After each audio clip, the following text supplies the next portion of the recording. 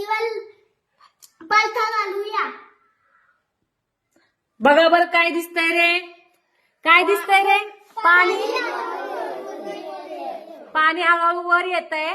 मेणबत्ती आता विझलेली आहे. विझलेली आहे का?